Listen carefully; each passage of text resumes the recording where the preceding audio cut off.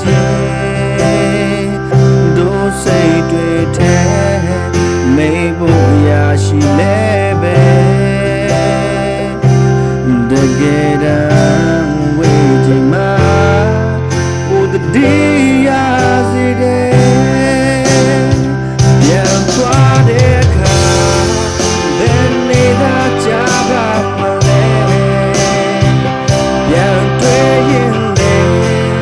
တရားရင်ကောင်းဆုံးရမယ်ဒီနေ့ပြန်ဆုံးခြင်းနဲ့မူရမြန်းနဲ့ရွှေအိမ်နောက်ထဲစီဝဲ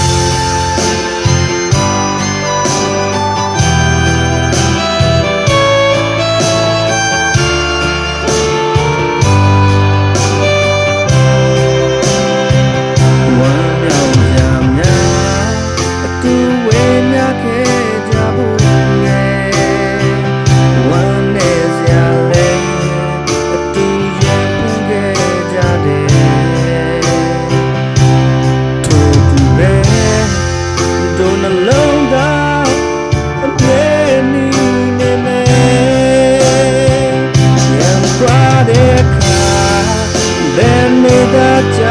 ပါမလဲပြန်တွေ့ရင်လေ